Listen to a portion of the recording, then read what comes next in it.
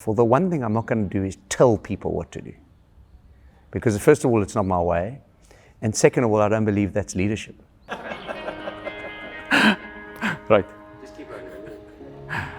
Gary Kirsten went from one of the most successful cricket players in the world to one of the most celebrated coaches in the world by leading the Indian cricket team to a World Cup victory in 2011 for the first time in 28 years.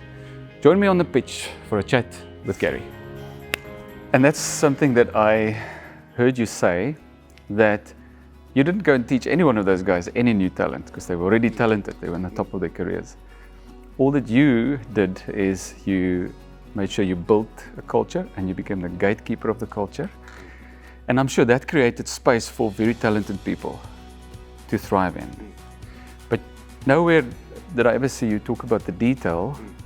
So what does that space look like? So I want to talk about coaching and leadership, more or less in the same space, because I believe in South Africa we have a lack of understanding good leadership. As a leader or a coach, when you have these very talented player or people working in our organizations, what would you say are the keys to good leadership that creates the right environment for people to thrive? I mean, that's a great and very deep question that we could go on for a long time. And I don't profess to have any of the answers. I mean, you've had your leadership journey, and I think there are great lessons out of everyone's journey. The one thing that stands out for me in my journey is that defining leadership is massive. I think once we can understand what that means to you, what leadership means to you, then I think you can embark on the journey. So for me, that was very important. That was the first question I asked myself when I got thrust into the job. Literally, my first job as a coach. How are you going to lead?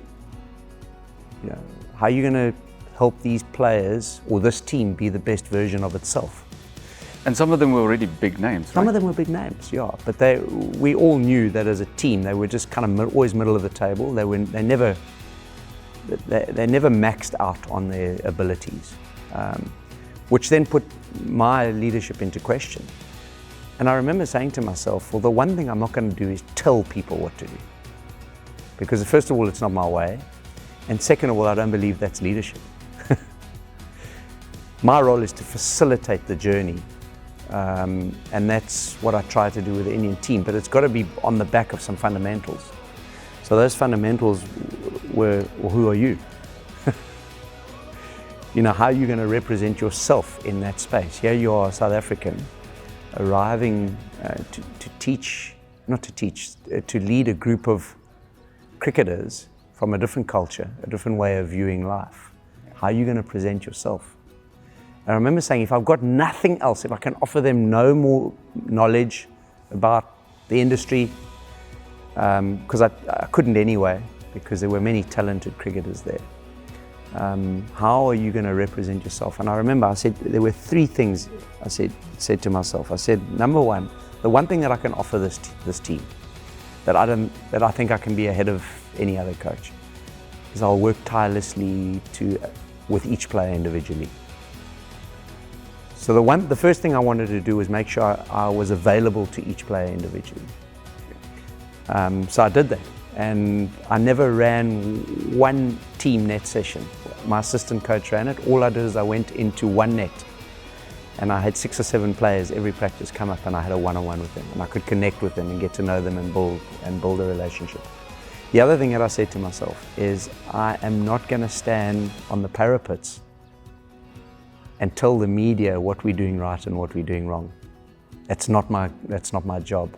I'm not going to announce my successes to the masses. So in 3 years with the Indian team, I did about 4 interviews in 3 years, 4 press conferences. I did one in the World Cup, just one press conference, and that was when I resigned from the job. So that was very important. And then the third thing that was very relevant to me is to lead by example. I just wanted, okay, who am I as a human being? So one thing that stood out for me is my Christian values were very important, you know, to come in and say, this is what I stand for, this is what I believe in. That was very important. Number two, I I'm going to be as relaxed and cool under pressure as possible, because that's what I believe in. I'm never going to lose my temper. I think I lost my temper once in 3 years with the team, and then they were all quite shocked and taken back. They said, no, we weren't expecting that. You know, I got really angry because we hadn't performed well. So for me, and then I think the third thing was, which was probably the most relevant thing, is how do I facilitate this journey in such a way that we can all have the time of our lives? And facilitation became the key kind of component to the leadership journey that I went on.